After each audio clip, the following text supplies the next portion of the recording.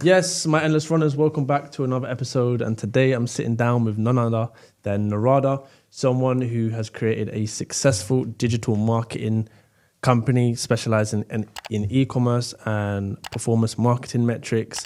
He's worked with the likes of Fred Perry, Nip, and Fab. And without further ado, Narada, welcome to the episode. Welcome to the pod. Cheers, Marius. Appreciate you having me here. Excited to talk to you and just... Have you done any podcasts before? Not really. No? One. I done one a while back. Okay. Outside of that, uni radio, a very long time ago. Okay. But yeah. So it's an old radio. Did you say it's an old radio? Yeah, it was uni radio years ago. That's the only other time it counts as like some sort of podcast. But yeah, I've done a podcast maybe 2-3 years ago. Okay, good stuff. So one thing I like to ask all my guests, first question, I like to throw them in the deep end. If you could describe your journey in 3 words, we'll come back to it, but in 3 words, how would you describe it? It could be any part of your journey. It can be 10 years ago. It could be the last 2 years. But what are those 3 words to describe it? It's a great question, firstly. I'd say one is deliberate. Do I have to explain the 3 words or just go for them? We'll explain later. So deliberate. We'll go deliberate. We'll go... Perseverance. I like these ones. Let me think of another one. Deliberate, perseverance, patience. Patience is a good one. Good stuff. Yeah. Usually, people go, oh, they're grateful, challenging, but yeah, we'll get back to those. So another thing is I like to pave the road for my endless runners, right? So let's go back to 16-year-old Narada. 16-year-old Narada.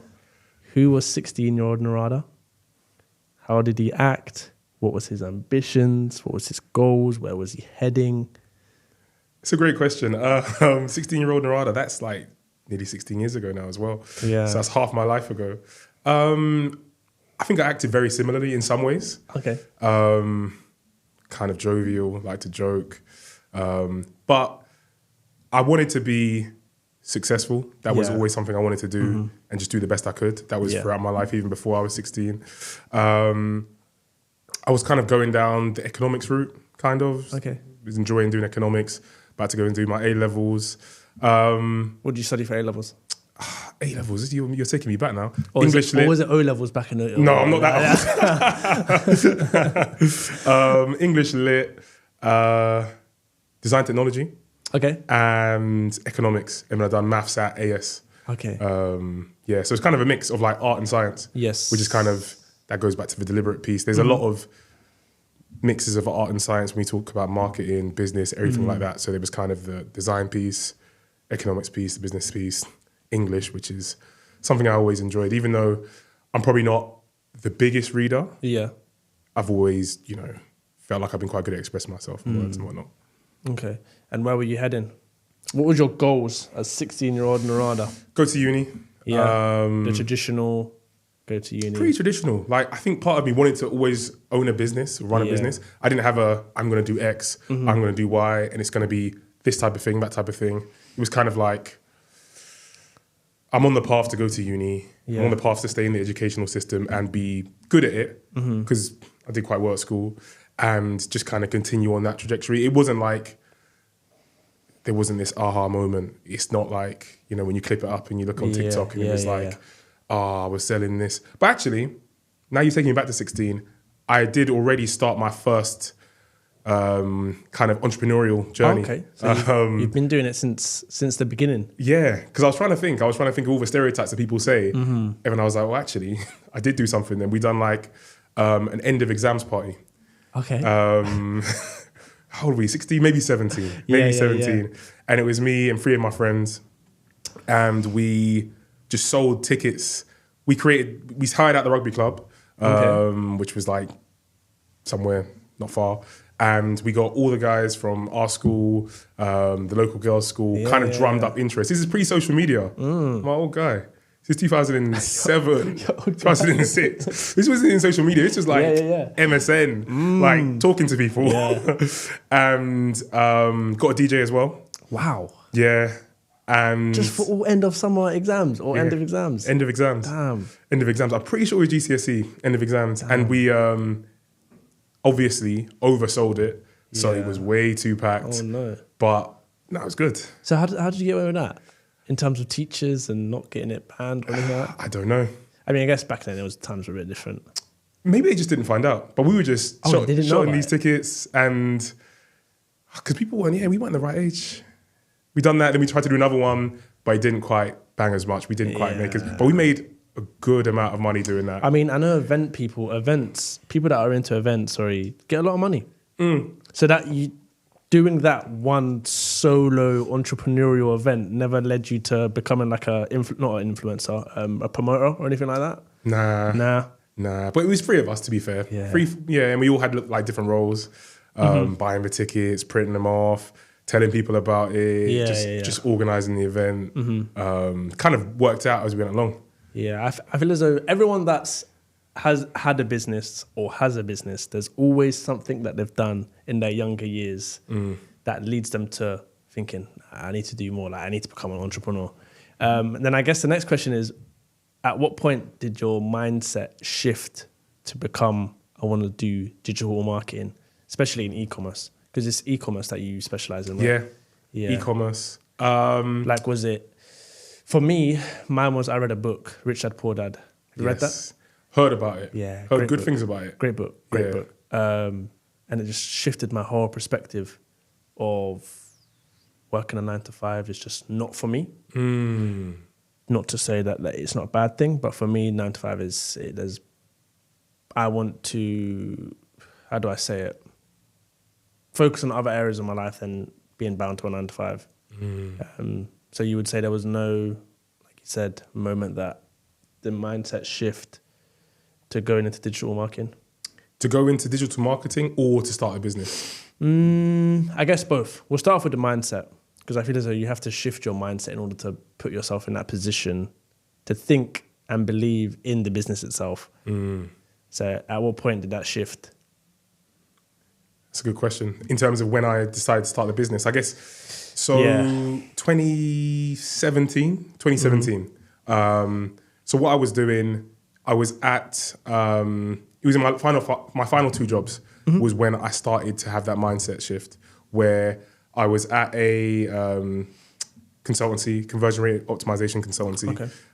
They help businesses get a quicker path to purchase. So when you look at like a buy now box on like an e-commerce page, it's like if I move that, or if I serve, I don't know, some personalization to a customer, the likelihood they purchase is higher. Okay. So I was working there, and kind of there I was understanding a bit more about how systems worked, and how kind of, it wasn't a small business, but they were like Series C, Series D, angel invested. And between that, and then when I was working at Amazon, I was helping consult for a friend's business. So this is like an old friend, and I'd kind of used the information that I'd gathered from all my different roles, whether I was in a marketing agency, when I was at Amazon, which we can go into later, and was kind of just helping him on the side. And the moment it started to shift was, he said he was too ill to do, he was going to do a talk at something called Croydon Tech City. It doesn't exist anymore. And it was kind of like a meetup, networking event for people in and around Croydon, businesses and small businesses around Croydon. And he couldn't come to it. And he said, just sub in for me. Okay. Talk about what you've been doing for my business, put some slides together, do whatever, and then work it out. And from that moment, I realized, all right, let me just come up with a name for the business as well. Let me do everything. The name itself was like something that my friend came up with years ago. A mixture of my name, Narada, and Bravado, so Bravada. And kind of done this talk. And it was all about how people who work in traditional jobs can help consult for small businesses, because that's kind of what I was doing. Okay. And didn't blag my way through it, but kind of went through it, spoke in front of, I don't know, 20, 30 people, Croydon, like it was like somewhere in East Croydon. And then after, people were like coming up to me being like, oh, can you help me with my business? You know, my business. I was like, this kind of has legs. People are like listening to what I'm saying. I'm not like completely bullshitting. Or can I swear? Yeah, of course you can. Yeah, no, it's exquisite. You can swear, you can say whatever you want. I'll try not to. Yeah, But I realized that moment they didn't think I was just blagging it. Yeah, okay. And people come up to me, starting to network there, and I was like, okay, this is interesting. This is something I might be able to do. But it wasn't, I'm going to quit my job now. Yeah. It was, let me see if I can create one track, which is this, whilst I do my current job, learn a bit more.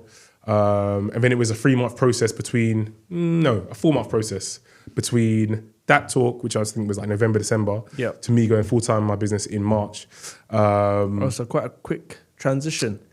Yeah, pretty quick to be fair, because what I was trying to do was on my lunch breaks and whatnot, I was just working, trying to get new clients, trying to get business, trying to see what I could do. So my mindset did shift from that point where people were like coming to me like, I want your advice. You seem to have information in this, which I can't find anywhere else. And I was like, well, there's something here then. Yeah, definitely.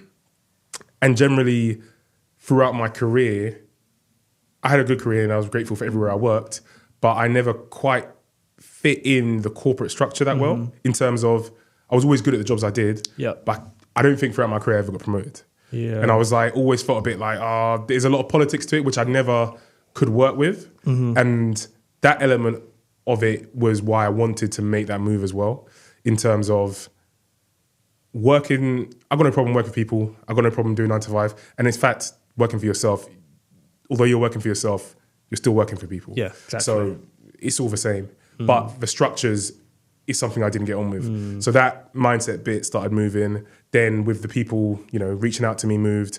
And then it got to like 3 months. And I started to perform less in my current job. Okay. And they were like, what's going on? And I was like, you know what? Fuck it. That was it. It was that. It was like, let me just start. I didn't have any clients either when I started. Oh, really? Even from the whole... Nah, they didn't. You get warm clients. People talk. I had people... It's the worst. I was talking to people. I wasn't getting paid. But that's how this game starts. Yeah, you got to start somewhere. You do. And here we are today. Exactly. It starts with that, and that's one of the pieces. So how many people have... Is it just yourself or you've got a team? We got a team. There's 5 of us now. Nice. And what do each of them do in your role? Like, what's your main role besides managing everyone? My main role, and this is why, as a marketing agency, we're very different from other agencies. Yeah. It's because I guess before you say, sorry to cut you up, let's tell the people what a marketing agency is. Because I know there's a difference between an agency. Is there a difference between an agency and just a normal social media, like influencer type of thing? I'd say there is a difference. There is a difference. I'd say what a marketing agency do, what I believe a marketing agencies do, because we do it, I do believe we do it the best anyone does it, is we partner with businesses and use all of our skills across the social media landscape and business landscape to help them grow via running their ads, via giving business consultancy, and just being that almost fractional head of marketing for all these businesses. Yeah. Like, we are their paid marketing person, their social marketing person on the ground. But what makes us an agency is we work with a number of clients. Yeah. And what makes us an agency is that, in fact, it's not just one of us. It's not just me, for example. Yeah. Well, even when it was just me, we were an agency. And my role, and what makes us different, is we're very flat in terms of the way we're structured. Typically what you'd have for a business or an agency, someone like myself talks a big game, comes on these podcasts, says a couple of things that they read on LinkedIn, doesn't do much else. I like being in the mud, so to speak, in terms of doing the ads. I do everything. And we all do everything. It's a very horizontal structure in that respect. Like, I'll do new business. I'll get involved in, pitches, interviewing, trying to market the business, but I'll also be optimizing the ads. I'll also be adding the Google keywords, testing the audiences, understanding what's working. And that's why we've been so successful as we have been, because your typical marketing agency, as I said, you're going to be talking to someone who's very junior, 1 year experience, who day to day, whilst with our agency, you'll talk to someone like me, 10, 15 years experience, who's done it all from strategy to managing teams, but I'm there in the weeds with it as well. And all of our team do that. So all of our team, and we got a great team, are experts at executing ads, understanding ads, developing those ads, and they're all very entrepreneurial people. Yeah, that's good. Like we got a marketing manager. He's run businesses before. Young guy. He's already run two or three businesses. He understands marketing. And I used to work with him in one of my old roles as well. Okay, yeah. And yeah, he's really good working with clients, working with the marketing. We've got operations manager, who's one of my earliest hires, because I realized for an agency to work, as talented as you can be as a marketeer, organization is key. Like nothing happens unless you're organized. That's why operations was like one of the first hires I had, because without process, you know, you have all these calls, but you're not doing follow-ups. You're not giving people systems. You're not giving them reports, and they're not feeling valued. So we have operations. We've got marketing managers. We've got like a marketing assistant, like an intern, who's worked with us previously as well, who's now working with us. She's kind of upskilling as well. So that's kind of where we are. It's all about having people that are hungry. It's unconventional the way we work in terms of it's not a very corporate environment. Yeah. It's like everyone gets stuck in, everyone asks questions, everyone be inquisitive. It's not, I do this, you do that, you can't go to this school, I can go to this school, which is what I experienced in my career up to then. So having that fluidity really helped. Yeah, that's definitely a good thing to have, especially as an organization. What was I going to say?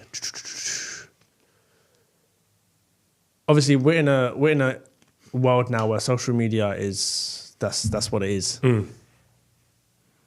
How has social media changed since when you started? And I'm talking back when you were 24 or whatever to now.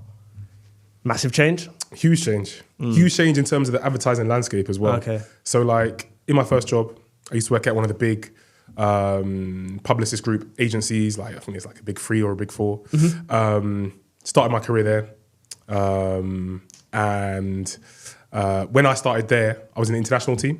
Okay. So what we did was we got strategies for our clients and seeded them out to each individual market. And we were given budgets. So we worked with like HTC. Those phones don't even exist anymore, I don't think. Do you remember the HTC? Yeah, I remember this. Yeah. Kayak, which is a travel company. I think they still exist. It's one of my main clients. Yeah. I can't remember the other ones. But what kind of shows you how different marketing is now to when it was then was when that was 2011, 2012. We are focusing on, all right, we'll put this much on digital, but I'd put it on The Guardian, on Yahoo. Who else would we put our ads on? People like that, Guardian, Yahoo, but a lot of it would go into print, which, advertising still goes there, out of home, TV. And across our floor, which had like hundreds of people on it, there was a tiny department which was called like performance marketing. And they ran these like little Google ads or little odd social ads here, but it was like, in terms of the staff, it was like 5% of the staff were there. Yeah. And it was like, yeah, you guys do this little, performance marketing thing. We'll do the big boy stuff. Yeah. But then it's gone the other way around now. So that traditional media, yes, it's there, but it's just for the big brands. And now it's changed, like from working in advertising like that, where I had to rely, especially on the data side as well, I had to rely on static data, surveys, understanding about customers. When I moved to Amazon, another big change in advertising and marketing, not only, where people are putting their attention, which is, on their phones, social media, the amount of data companies then track is unbelievable. Yeah. Because I started to understand about predictive analytics, started to understand about how someone's historical purchase behavior will impact their future behavior. Because I was working on the advertising side for Amazon, so I was selling ads and optimizing ads for clients that wanted to advertise there. So I knew that if a customer bought nappies in the last 3 months, the likelihood they want to buy, a solid state drive for their laptop. You would know X. that? Yeah. Wow. Yeah. And that's all through data. All data. How do you get to that decision? Through the data, in terms of like a technical standpoint. Like how can someone buy nappies link to a solid state drive or whatever that would be? It's all about predictive analytics, because it looks at correlations. And to be fair, this is where, because sometimes I think, was it a point me doing an economics degree and then going to marketing? They kind of are related. You look at things like econometrics, regressions, data correlations. It just looks at all of these data points, because, no one person does one thing. So it would look at, all right, typically the person that buys nappies on Amazon is more likely to be a man, for example. Yeah. And they've got, so much data on people who buy this and the date they buy it. And then typically they look at the correlation of when they buy other things, and they just start looking at all the different pieces of data and all the different circles that you might be in as a person. And you start to build out correlations where it's like, oh, if you want to sell someone who's a family man or a family woman or who does this, but is also, taking a career break, this is how you'd sell it to them, because these are the way their purchase behaviors behave. This is how you'd market to them. And you start to bring in that art and science. So like before it was more, customer profiles, what looks good. And it was data. Data's always been around. But it's just like, you're kind of in the Wild West in those mid 2015s to 2018s, where it was like you just had so much data on customers. I could target you based on everything, and that goes from meta ads as well, Facebook and Instagram, like things you like, things you save, things you send to other people. It's crazy. Yeah. It's crazy. What about, I'm always skeptical about this because I'll be talking about a product or something and it will appear on my phone. Is there any insight into that? That's a good, and because it's not coincidence. It's 100% not coincidence. I'm almost on two sides on this one, because originally I used to be like, nah, you guys, you're believing in things that aren't true. Yeah. But I don't believe it's coincidence either. No. There's two elements to it. One is the fact you were talking about something means there's a chance that you probably searched it maybe before 2 days ago or something, or you looked at something on Instagram. And, just scrolling slower on one post means you've got an interest in it. Yes. Like, 'cause it just tells thumb stop ratio. Damn. So that data, I know I can use to advertise to you for sure. Like, I use that data to advertise to you. However, the other part of it, when we talk about mics, one thing you'll notice, I'm Android, I think you're Android as well, but same with Apple. When you download certain apps, it will ask for permissions for your mic as well, which you think is, for video and whatnot. Yeah. I'm not trying to do conspiracy theories. No, 100%. Go for it. No, tell it. It's interesting. But they do have that mic. They've got that data. Yeah. WhatsApp have that data. Shit. Remember, WhatsApp's part of Meta. Yeah. Instagram have that data. They've got access to your camera and your mic. So I can't advertise explicitly using that. Yeah. But I'm sure, in those, and I've been to the Meta offices, been to the Google offices, I'm sure they're selling that data to someone. And even if they're not, it's the first point I mentioned, where you said it, but you might have searched it. Or you might have been interested in it already anyway. And I know for a fact I'm tracking that. So it's where we are. Yeah, no, it's true. Do you think it's going to get worse? That's a good question, because there's almost a split, because over the last 2-3 years, there's been a lot of privacy laws that have been in place. Yes. iOS 14 came in 2021, and that was where you could choose for apps to not track you. Yeah. And that came in like the boom when loads of businesses started being really successful around COVID. And actually, that was one of the biggest opportunities for the business. A lot of people, could have been scary to a lot of people, being COVID, businesses going in a certain direction, and privacy. All three of those are kind of a marketer's nightmare. Yeah. But for us, it was great. It was great, yeah. Because we had the opportunity to be like, all right, we know how to navigate in this system because we have a wealth of experience outside of this. So it was actually a great opportunity, because a lot of people who were taking advantage of all these algorithms realized they had to go back to just selling their brand correctly. But it is going in the direction. Google are releasing something called privacy. No, is it called privacy mode? It's called, it escapes me. But yeah, they're releasing something which is the deprecation of cookies. Okay. End of this year, which we believe means it will be harder to track people as well. Yeah. I do think these companies will find a way around it. Of course they will. Yeah. 98% of their revenue, Google and Meta, comes from advertising. Wow. And if you think about it, and so I think it's one of my ex-colleagues who mentioned this, it's probably a famous quote, but it was like, if the product's free, you are the product. So it's like your data is what is driving Google, what is driving Meta. So as much as, there are new laws from a privacy perspective, because these guys don't want to get impinged, they don't want to get, they don't want to get these big lawsuits they're getting. But do you think they put these these things in place and not actually follow them? Because we don't know.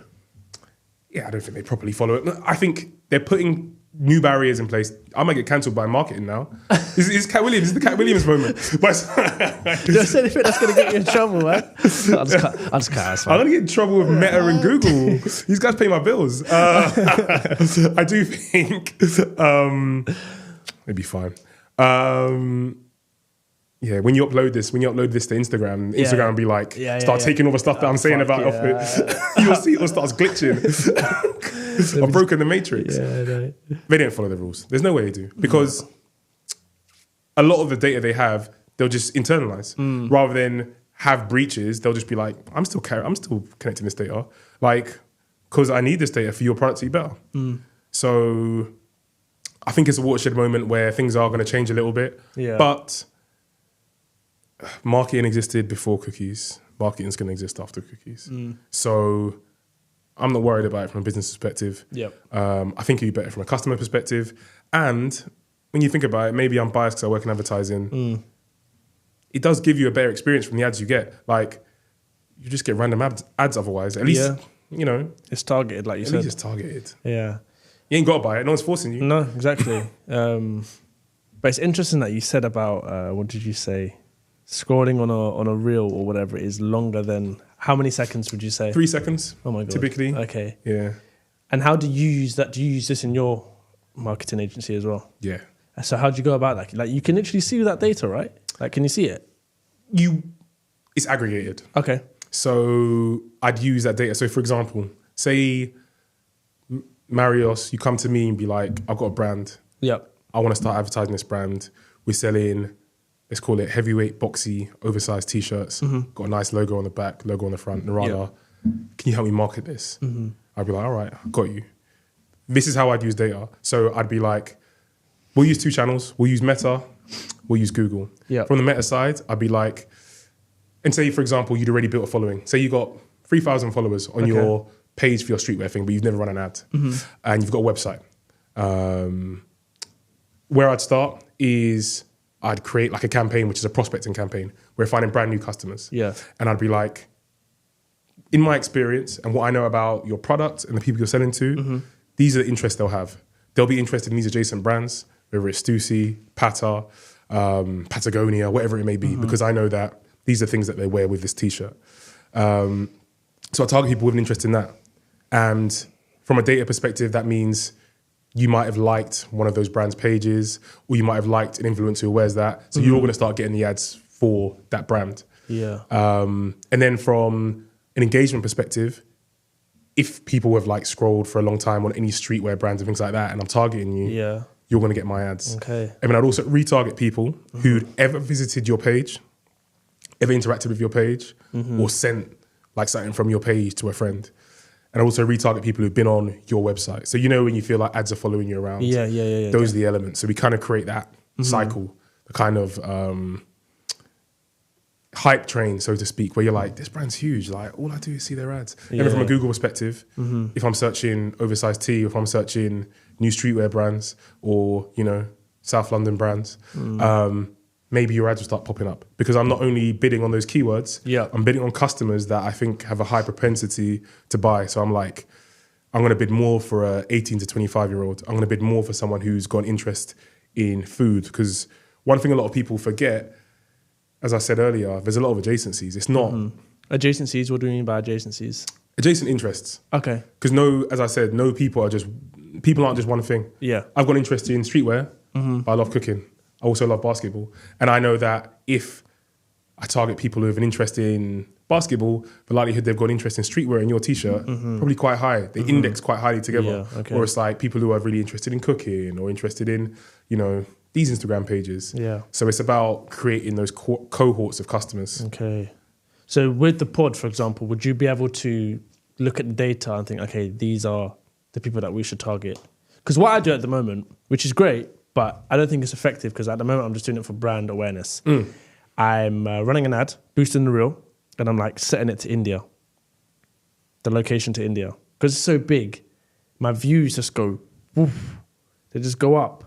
I know it's not targeted at all, it's not effective. Obviously I've got the interests in there, but yeah, like it's literally gone from like 1K views to, I think one of them's got like 30K views. And people are following it as well, like it's converting. But I know... Where's the followers you want? That's the question. That's the question. That is the question. It's quality over quantity. Like... Even at the start? Yeah. Yeah? Yeah. So you're from the ground quality? Quality, slow, patience. Like back to the three things you mentioned. Yeah. We'll talk about that. Yeah. No shortcuts. There's no shortcuts, honestly. There's no shortcuts because the thing is, Narada, what I'm getting pissed off about is I'm producing all this great content. And it is great. And then you've got someone doing some white guy dancing to Nigerian music, getting 1,000, 100 million views. Yeah. And I don't know if that's because it's an easy watch, like it's no information, it doesn't require you to think of anything. Whereas the reels that I put out, it's to do with things. You've got to take in what I'm saying. And it just annoys me because I'm putting so much effort into it and someone's just pressing record, doing a little dance and they're getting thousands of views. Or when they're cleaning their stinking washing machine. Yeah. I can't deal with it, Narada. When I see it, I just get so triggered. I'm with you. It's annoying. But I think there's two things. One is... it's the state of where our attention spans are and where things lie. Yeah. It's clickbait. The second thing is, I think you're seeing the tip of the iceberg. That white guy dances to Nigerian music. Maybe he made 400 videos of that. And this one started banging. Yeah. Like, true. The first time they cleaned that washing machine, probably got 10 views. But then you've got to keep doing it. And then remember, there are mini shortcuts. Because with some of these, they're like, all right, I want this to blow. Let me just... give this time just bait because if they post it, I know I'm going to get a floor of 30,000 likes. I've thought about that, to be honest. It's not a terrible idea. No. It's not a terrible idea. A lot of brands do that. Yeah. It's not a bad idea. It's not sustainable, do you think? In a sense that it would only be a period where you'll maybe gain some traction, or it depends. You've got a quality product though. So it's sustainable if you continue to put out product. Because what you'll do is go to a wider audience and the wider audience see the consistency and quality of the product. You haven't got to change anything. Yeah. Which means more people have seen it. So I'd say it's sustainable because say you get, 5K new followers from it. Product continues to be good. From 5K, you have your organic growth. Maybe it's 2% a month.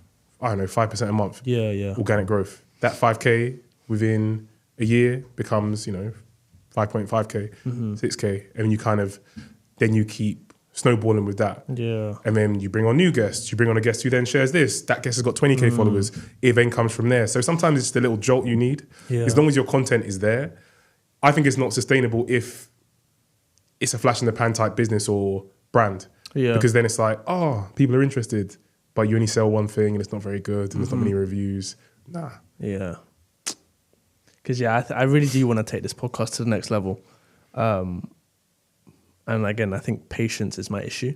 Because how long have you been doing it? So like I said downstairs, April 2022, but doing recordings with guests since last year, start of last year. It's not that long. Yeah, not that long. It's hard. I do believe there's a lot of entrepreneur porn, business porn. I came from here to here porn in terms of overnight success type stuff. I never subscribed to it because I don't believe any of it's true. It's weird how so many people, even people on the same journey as me, who I know, when they talk about it, they just miss out all the other stuff because it doesn't get clicks. It's not interesting. You could click this up and be like, I was doing this and then quit my job. Now I'm successful. Yeah. Not true. Okay. People want to hear that though, don't they? People want the easy way. So it's like, it's difficult. And that's why I think a lot of people, that's why the patience piece is underrated. I think a lot of people give up too early because they're comparing themselves to things they're seeing that aren't even true stories. So I think that's one of the things. Yeah. You just have to keep pushing. I believe so. There's strategies though. There's things. And there are, I think the podcast piece is an interesting one in terms of seeding out to the right person, getting to the right guest, creating a niche within that as well. And I say it when I talk to brands, it's about finding that USP. If you're a small business and we work with, our tagline is we work with ambitious brands and e-commerce brands. So people have ambition, whether it's in a niche, whether it's in an area to grow. Yeah. You have to have that, unique selling point because no one's going to be Nike. You can't just do everything. It's too hard. So you've got to find out, all right, this is where we're going to grow. We're going to grow within this bit here and this is how we're going to do it. Yeah. Because one thing I want to do with the pod is I want to create a website. Because I think I was speaking to someone, it's all about links, right? So you got your Instagram, and then that links to a website, which then links to the episodes, which then links to a form to fill out for guests. I don't know what it is. Discord, then they can pay a Patreon to all that stuff. So that's one thing I need to work on. But what one gem could you give to me for the pod in terms of getting past that patience and a process that I can put in place that will help me? Whether that be thumbnails, whether that be the hook, whether that be using data, actually using an agency like yourself. I think you've given me some ideas there already. I think there's two. So one is using data around your pod is only as successful as the output of these conversations, right? Yes. No one cares about anything else. Like I say the same about brands, like storytelling's interesting, your website's interesting. Make sure the t-shirt's good. Like make sure that thing's good, which your stuff is. But that's where you need to get data involved, where it's what have been my most successful guests or most successful videos thus far? Where am I getting the peaks and troughs in viewership? Yeah. What are people coming here for? And using that data and then doubling down on it. So one thing I found interesting, this goes throughout business, throughout sport, throughout everything, people like things that are formulaic. Yep. The conversations have to be formulaic within, to a degree. Like the settings need to be formulaic to a degree. Yep. And you've got to stick to a certain formula. So it's about finding out what that formula is from a guest perspective, from a conversation perspective, and kind of sticking to that, and then using and leveraging your guest's reach as well, where it's like, all right, we've done this conversation, we are now in a partnership. This is how this conversation lives on my LinkedIn, on your LinkedIn, on your Instagram, on your website, I think you've got to just continue to build these circles within each person. It can't just live here. We're now working together. This piece of content is, our work of art that we've put together that needs to go across as many places as possible. And the data you'll use is like, so when Narada put on LinkedIn, I got X number of people doing this, I got Y number of people doing this. And then you're like, okay, this is the formula now. I'm building this. So every time someone comes on and if they're in this area, this is what I want them to do. I want them to do it after a week.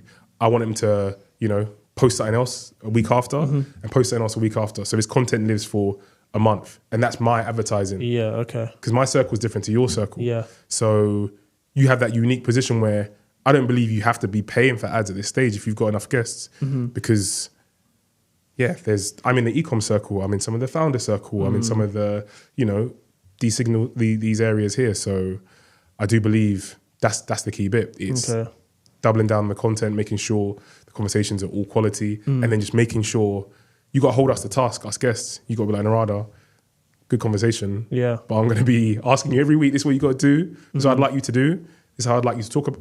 Obviously, I'll talk about it. I'll put my own spin on it. But it's about how you present that back out to the world. Because the power of referral, isn't it? Yeah, it is important.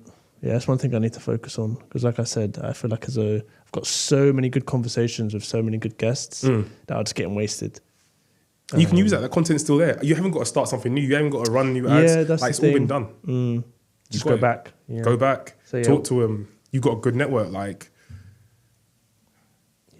works for everyone, no? Yeah, no, it does. It does. I guess we go back to the first question I asked you. 3 words. One of them was patience. Patience. How has that... Why did you say patience? I said patience because I think everything, it also relates back to can I do 2 at once? Yeah, of course you can. Patience relates back to that deliberate point I was talking about.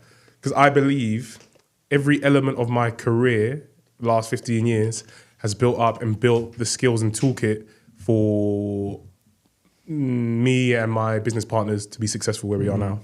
And it's a process of patience. It's a process of 10, 15 years in the making. It's not, I've got this idea, it's revolutionary, we're going to make money tomorrow. It's, when I started my first media agency, I learned how the big boys work, big media agencies. I learned how they make money. They charge commission on the ad spend. I learned about, the importance of little things. Like I remember my boss always made me reformat every presentation he gave me. That was all I was doing. All I used to do was reformat decks. But you realize the same as cooking, you eat with your eyes. If I'm giving you a presentation, it needs to look good. Otherwise, you're not really going to listen to it. If I just give you a wall of text, it needs to look great. It needs to be engaging. All I would do in that role was that. And all I would do was get meeting rooms ready for clients to come in. Okay. And I used to feel like, went to uni for all this. Yeah, man. But I look at it now, and that's the bread and butter of a really good meeting. Make sure there's water. Make sure everything's set up. Make sure everyone's comfortable so you can have a good conversation. Make sure your presentation is well formatted and organized. Yes. Have that in place. And then at Amazon, as I said before, I learned about data. I learned about the size of a machine, like a company like that. On the publisher side, where I was selling ads, to the marketing side, I used to work in the marketing. I was a marketing manager for the Fire Phone, which didn't work. The Fire Stick, which is still about. And the App Store as well. So all this time I was being patient in the fact that I was learning new bits. Because even at that stage, I was like, oh, maybe I could do this. And I was consulting a little bit for free for my friend. And then when I went to, I was at Adidas, working in a startup for that, like a team, like a growth team. We were trying to launch a new product without any above the line marketing. I learned a lot through that because that was a lot of that was like small startup mentality, on the ground marketing, go into like trying to get a very specific niche to buy a football boot. It was like academy players. And even at that stage, I realized, oh, I'm actually not ready to do the things I wanted to do because I really struggled a bit with that because it was like, I had the certainty of big roles before. And then with this role, even though it was the Adidas umbrella, it was kind of work it out as you go along. So then I went to a consultancy or the conversion rate optimization place I told you about. And then this is where the patience was coming in and the deliberate thoughts where I was like, this is my last role before I start something because I want to learn about how they charge, how they set things up so that they make money as a business. So in all these roles I was in, I was deliberately kind of taking something from it that I would take rather than being like, oh, I'm just at work, which I was like, but I was like, oh, I'm just at work, but there's so many things I'm learning here which I can use and help other businesses and help our business. And there was a patience to that where it was like all those years learning that. And throughout starting the business, we're 7 years in now. It was never we're going to grow really quickly. It was, it's just me. I've got one client. Now I've got two. I'm learning a bit more. I'm going to a networking event. I'm running some ads. I'm doing this. I'm slowly learning. Patiently getting where I need to get. It wasn't why am I not successful yet? I want to inject some more cash into it. I'm going to take a loan. I always thought this business would be self-funded by the partners I work with, by the clients I work with.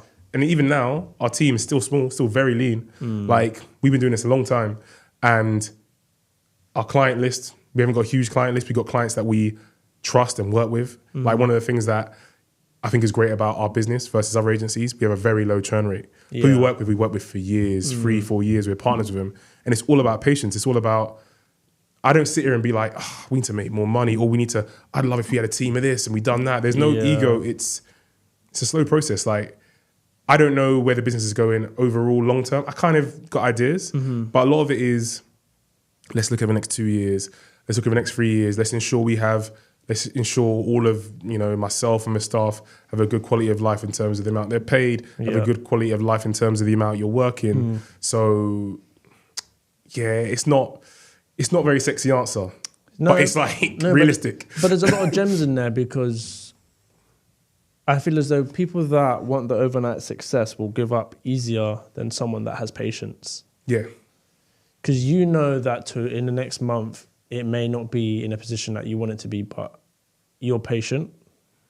You're going to stick to it and just keep going because you love to do it. Exactly. You described it perfectly. And people will just give up. And you're passionate about marketing, you're passionate about data.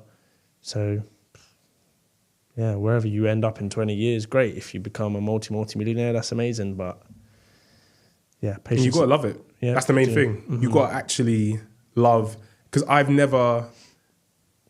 don't love the output in terms of, I never got into this like, I need to be rich, I need to make a certain amount of money. And I never got into this like, I want real flexibility. because in fact, when you're in a business, you've got less flexibility. Yes. Just working all the time. Yeah, So it's like, people are like, 9 to 5. It's like, how about just do a 9 to 9, which is owning your own business, which is worse. So it's like, I didn't get into it for those, but I enjoy the game. I enjoy what I do. It's like sport. I relate a lot of what I do back to like sport or back to other jobs. Yeah. I related back a lot to like barbering, because I've been with my barber for like 15 years. But you think they work so hard. They do. And they know all of their customers so well. They do. Same way we know all of our clients so well. They're up on their feet 6 days a week. They never take a Saturday off. No, they don't. And it's like pure customer service. And that's what we want to do as a marketing agency. I talk about the data. I talk about all these like fancy things. But the crux of it is you're working with people. You have to be good at working with people, good at communicating with them, and love that side of it. Yeah. So if you love that side of it, I think you're going to build great relationships. You can't be tunnel visioned. No. No. It doesn't work. It doesn't work. No. Especially in a job like yourself or a barber. My uncle's a barber as well. You know, when they come in, he's cussing them out or whatever, like he's built that relationship with them. Your last word, so it was patience, deliberate, and... Patience, deliberate. Was it perseverance? Perseverance. Perseverance. Because of knockbacks. You get knockbacks. You get... I haven't even asked you that question, and we haven't got long left. You know, the struggles, all of it. The struggles. Sorry, I've been talking too much. No, not at all. It's been a great conversation. I guess in that answer, talk about a failure. We got loads. That led you to say perseverance. There's failures all the time. Yeah, Had so many failures along the way. I remember one guy, an investor said, because one of the clients I worked with, I love it, because when it's one of those moments that you think is one of those fake moments people talk about on TikTok, and it actually happened, and they happen a lot. It was going to be one of my biggest clients. It was a startup. I went to talk to the investor, and I was just going to work for them as an agency. Yeah. Sat there with the investor, and he was like, "Why are you not coming on full time? Your agency idea is never going to work. You're never going to be able to run this agency. It just won't work." He said those words to me. Wow. And I was like, that is so peak. I was like, you're a hater. Why are you hating?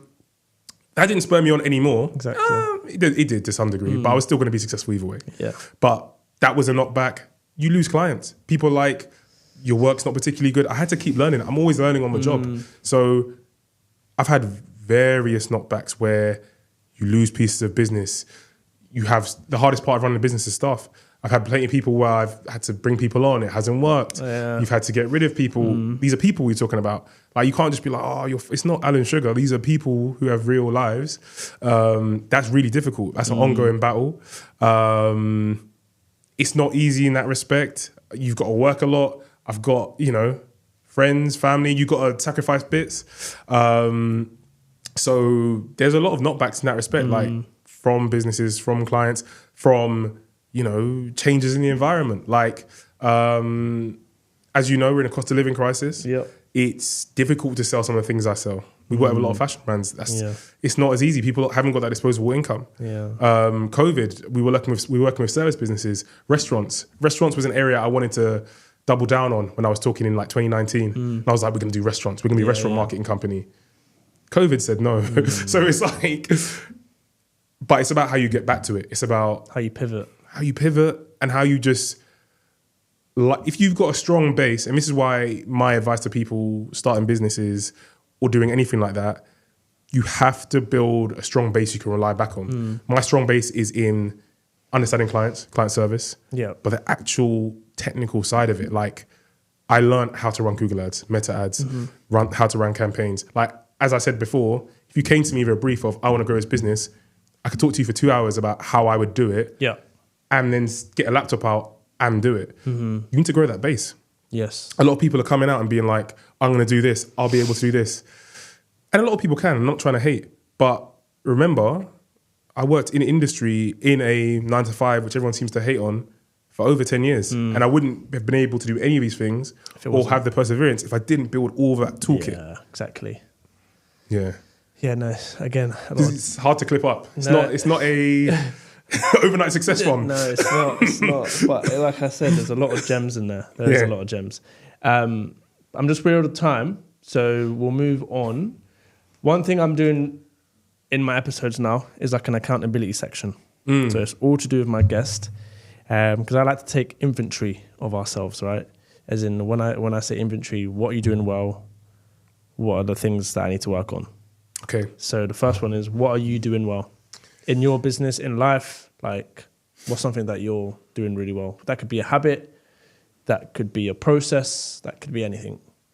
The amount of reps you're putting in. I'm not putting enough reps in, that's for sure. Okay. Are you talking about basketball? No.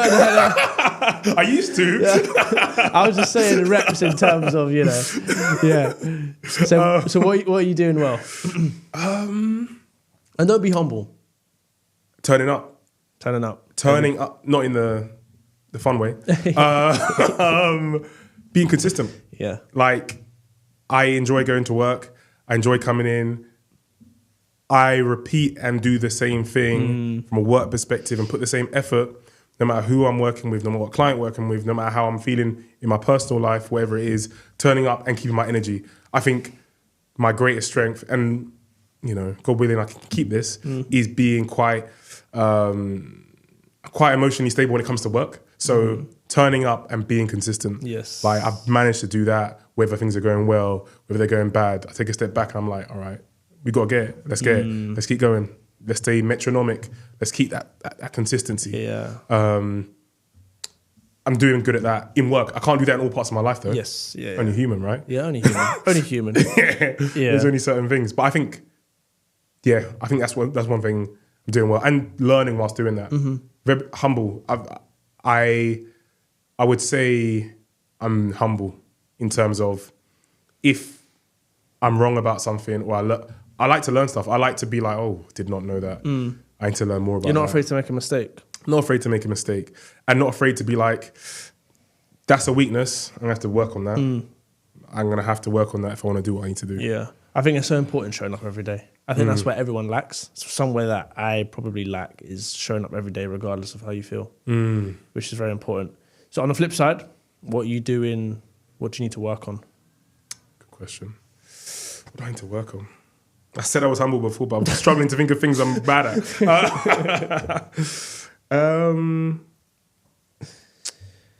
I think what I need to work on and what comes up, maybe it's a lot of people who are good at showing up every day.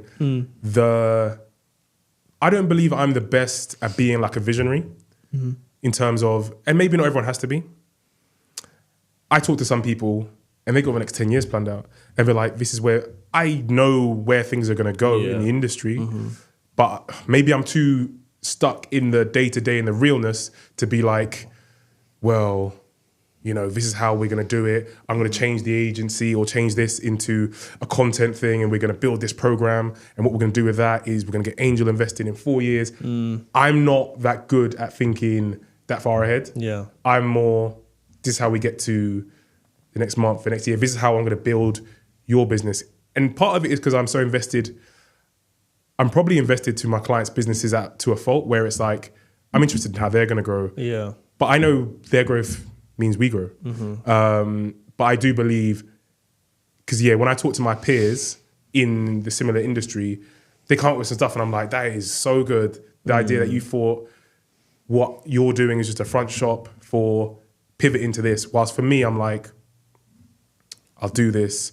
I'll continue to do it. I'll continue to do it well. And that's how we create a long lasting business. I wouldn't say that's a bad thing though, that you don't think too far ahead into the future. Because that just shows that you're present. You're focusing on the present moment. Whatever's going on now is what I'm focusing on. I guess so. I don't know. Maybe I haven't read enough leadership books. Maybe you're supposed to do a bit of both. Yeah. Maybe you're supposed to, but maybe that's, it's not. I think I've been like that my whole career though, my whole life. As in, I've always had little ideas of what I might do, but it's, I don't think I just sit there with, I find it hard to just be like 10 years out, 15 years out, this is what I'm going to do. Maybe it's 'cause I'm not an inventor. I don't think I'm an inventor. Yeah. But I guess the reason people do that is because it gives them a goal to shoot at, right? It gives them somewhere to move towards. Yeah, and I don't even have, that's the weird thing, and I feel guilty about this. You don't have goals. I don't really have them, which is mad. Like, I don't not have them. Like, but I'm like, my goal is to be financially stable and in a point where I can enjoy my family life and my work life and have a job that I enjoy going to. That's like my goal. Yeah, and having health. Those are the goals, but I don't put like numbers next to it. I don't put things next to it. I put roundabout goals, which is work-life balance, enjoying the work I do, making sure the people that I work with enjoying what they do. Those are my goals. Yeah. But they're not like, I want to make 5x mil. Yeah, I it's want to not have really 10. business related. I don't have those types of goals where it's like numbers and they're not smart goals. They're just concepts. Again, I don't think that's a bad thing at all. But just we're out of time, so we'll get on to the last few questions. We're kind of trying to be quick on these ones. I ask all my guests these questions. If you could have any superpower, what would it be, and how would you use that superpower to impact the world? To impact the world? Ooh. Any superpower, and how would you impact the world? That's a deep one. That's all political. It is. All right, ability to create. This would mess the world up, though. My superpower, and I'm talking about this based on the other part of the question, would be I'd be able to create like resources. So I'd be able to turn things into gold, and then everyone would have equal amount of wealth. And then we work out what happens then. Yeah. Because people would hate that. It would ruin the world we live in, the capitalist society that's created. People would be screwed. Yeah, no one would be poor. None of that. There's no money in people not being poor. Yeah, it's true. I'd like to see how it'd be the greatest social experiment of all time. I sound like a communist, but maybe I'm a communist. No, it's a good point. I mean, there's a counter argument to everything. Then people will use it for bad, etc., and so forth. But yeah. Anyway, I know you touched on it a few times in the episode, but what advice would you give to someone that is maybe potentially trying to start up an agency, someone that's trying to run ads? What advice would you give to them? Kind of how you similar to me. You told me to stay patient. Is that the advice? My advice would be start with, and this goes back to my Amazon days, start with a customer and work backwards. If we're talking marketing, you have data, you have all these things, all these fancy things I was talking about. Remember, you're just talking to people, just on a bigger scale. What do people like? Why would they like this? If you're selling them a t-shirt, what are they going to wear it with? If you're selling, where are they going? Are they wearing it to a party? Are they wearing it on a night out? Are they wearing it to a restaurant? Start with a customer and work backwards with any business you start. My customer are my clients. What do they want? They want me to be available. They want me to care. They want me to be, priced fairly. They want me to be up to date on my knowledge. If I start with that, work backwards, put all the tools in place to make sure I have that, then your customer's going to get what they want. That's first that you start on Amazon, they draw that into you. Start with a customer and work backwards. And that goes for any business you want to start. So if you do that and you're patient and you build your tools in tandem with that, it's harder to go wrong. You can still go wrong, obviously. I like that. I like that answer. Who's had a significant impact on your life and why? I'm not going to single anyone out because then I'll just get in trouble. No, I mean... my wife, my friends, my family. I believe everything comes in play together because I think about every element of my life. Like when I started this business, I started playing more basketball because I was kind of alone in myself with this business. I had to get back into team sport. That had an impact in terms of understanding the politics of team sport, understanding how important it is to have everyone doing a piece of it. Family, they're all very supportive. They all work in different industries. They really help. My wife's always supported my journey as well, which has been an important part of it. My family, my friends, everyone, and just networking, being able to speak to people like yourself. Like everyone has had an impact on my business. My clients, they've trusted me. They've trusted me. My team, they've trusted me to pay them. Like it's a big piece, like coming this small company. So I actually don't believe there is a higher impact or a lower impact of anyone really, because this tapestry of life is just elements. There's micro bits and they all come together. Regardless of how big or small, right? Literally. Yeah, it's a good way of putting it. It's a good perspective. Never thought about it like that. Because you would always think, oh yeah, I'm going to put this person, above someone else because they've said something to me or whatever. But realistically, if you break it down, I may have said something to you that you have now used in your business or whatever. So exactly. You go back. Yeah. There's little things, isn't it? Little things. It's not one person. I like that. Yeah. I love that. What's one thing people don't know about you that will surprise them? Could be anything. Funny, serious. Some people don't know about me that will surprise them. What will What's going to surprise people about me? Could be a habit, it could be a hobby, it could be anything. I used to play the piano to a good level. Oh, nice. Yeah. I say good level, like grade 4, grade 5. I don't Grade know. 5 theory, Is that high? it's all right. It's Yeah. good. Better than grade 1. You could have told me that. That's like amazing. I It's not like teaching level. Grade 7's Okay. teaching level. Yeah. But I stopped years ago. I stopped when I went secondary school. But yeah, I played piano to a good level at a young age. Yeah. Okay. Yeah, that's a good one. That's a good one. That is. Yeah. I wouldn't have expected it. Yeah. I would not have expected it. And then the last question for you, Narada, is what does the endless race mean to you? Can you redefine what the endless race is? So for me, the endless race is we're all running this endless race called life. There's always step backs. There's always someone in a better off and a worse off position than you, and you just have to keep pushing every single day. You're never truly going to be satisfied with your life because you always want more. So yeah, what does the endless race mean to you in terms of life? That is like the deepest question. Yeah, no, it's a very deep question. That's why I based around the podcast in it. So. I love it. What does the endless race mean to me? I believe, this is kind of cliche, but it's about being grateful of the path and the stumbles on that endless race. Yep. Because as you said, we're all on this endless race. You're never truly going to be happy with where things are. You know, the biggest guy in the gym doesn't think he's big. You know what I mean? So I think it's about being grateful of where you are, and with that endless race, understanding that you're flawed as well is important, because otherwise you just get yourself in just awful positions mentally. So understanding it is an endless race, understanding you are flawed, and being grateful of the things that happen on the way on that endless race. Yeah, I love that. Love that answer, Narada. Well, that's been the end of the episode. Tell the camera where they can find you. Your socials. Yeah, camera. You can find me on Instagram, bravada.marketing. You can find us online, bravada-uk.com. You can find me on LinkedIn, Narada McCoy.